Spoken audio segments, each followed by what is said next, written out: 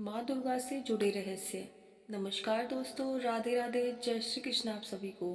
स्वागत है आप सबका फिर से एक नई वीडियो के साथ। आज हम जानेंगे माँ दुर्गा के कुछ अनजाने और कुछ अद्भुत रहस्य।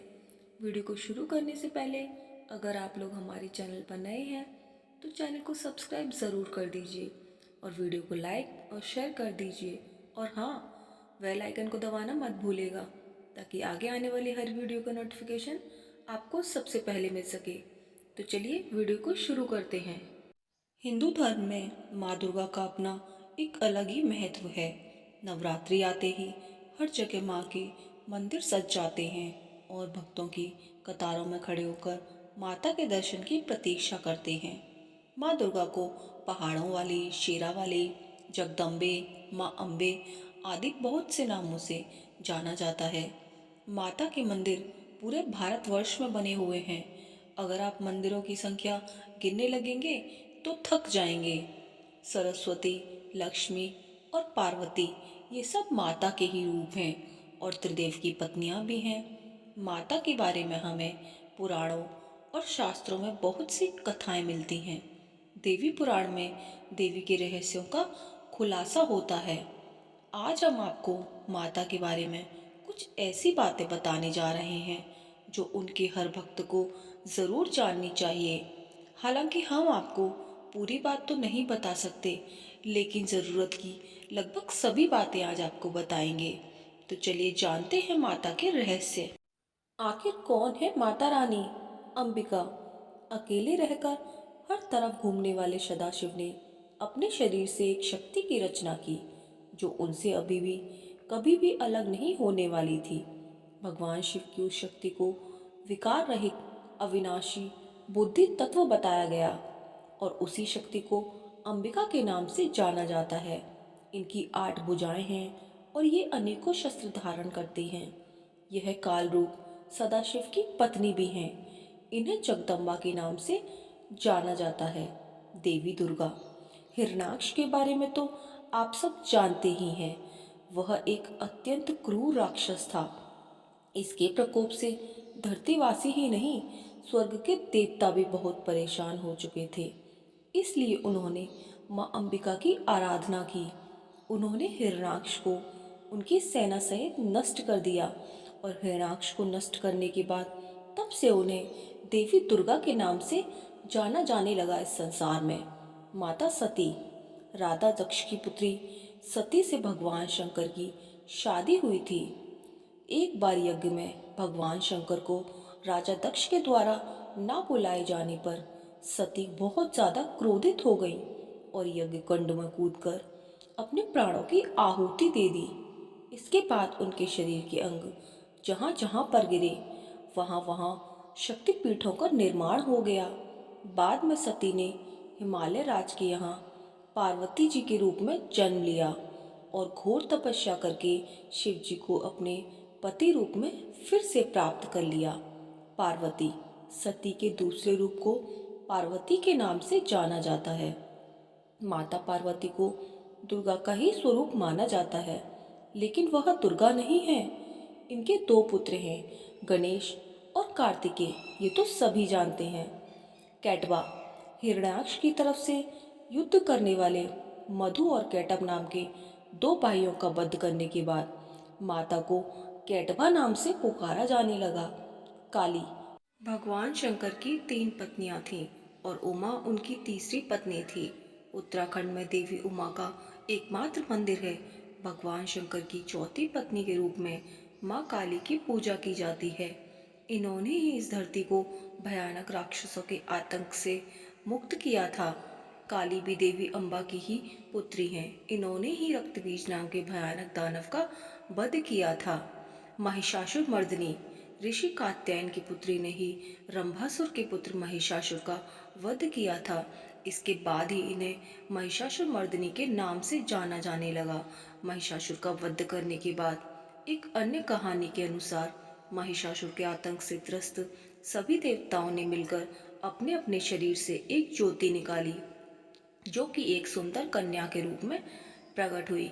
सभी ने इन्हें अपने अस्त्र शस्त्र दिए और इसके बाद इनका नाम महिषासुर मर्दिनी रखा और महिषासुर का वध इन्हीं माता ने किया था। तुलजा भवानी और चामुंडा माता।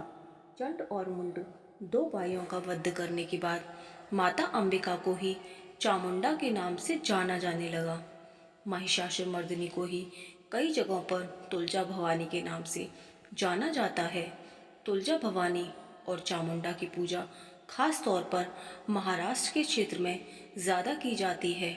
वैसे तो इस पूरे संसार में की जाती है, लेकिन महाराष्ट्र में सर्वाधिक तौर पर की जाती है।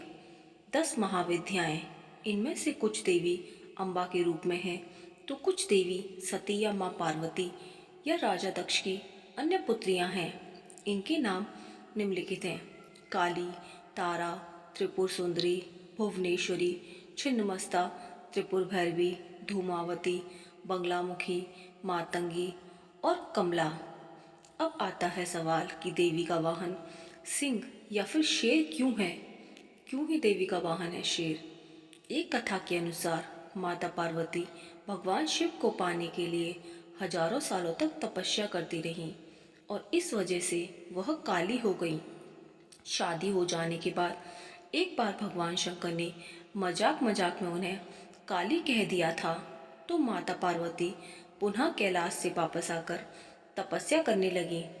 एक दिन एक भूखा शेर उनके पास से गुजर रहा था और उन्हें देखा और उन्हें देखकर उनको खाने के बारे में सोचने लगा, लेकिन उसने इंतजार करना उचित समझा। देवी की तपस्या पूरी होने पर उन्हें गोरा होने का वरदान मिला। तब से उन्हें गौरी के नाम से भी जाना जाने लगा। सिंह भी माता के साथ साथ कई सालों तक तपस्या करता रहा।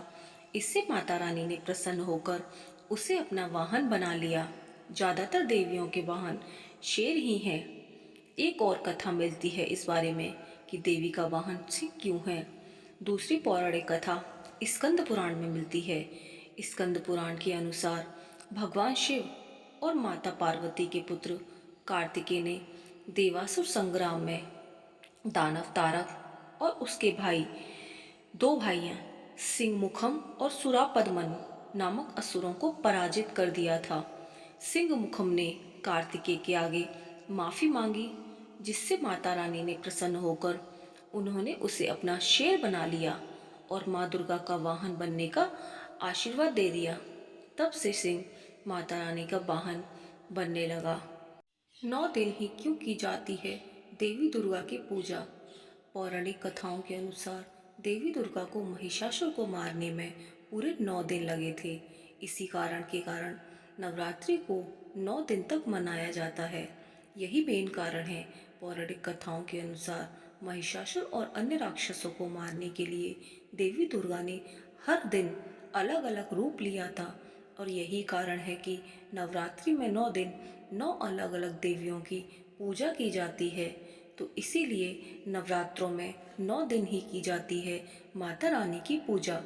अब आता है सवाल कि 108 मंत्रों का जाप ही क्यों होता है? 109 या 110 या इससे कम क्यों नहीं होता? नवरात्रि में देवी दुर्गा की पूजा करने के दौरान 108 मंत्रों का जाप किया जाता है। धार्मिक मान्यताओं के अनुसार भगवान राम ने रावण से युद्ध करने से पहले माँ दुर्गा की पूजा की थी। कहा जाता है कि इस दौरान भगवान राम ने देवी दुर्गा को 108 नीलकमल चढ़ाए थे। मान्यताओं के अनुसार जिस दिन रावण का वध हुआ था उस दिन दशहरा मनाया जाता है और यही कारण है कि नवरात्रि के अंत में दशहरा मनाया जाता है और उस दिन रावण को जलाया जाता है। तो ये कारण है 108 नीलकमल चढ़ाने के कारण 108 मंत्रों का जाप किया जाता है। क्यों है माता रानी अष्टभुजाओं वाली?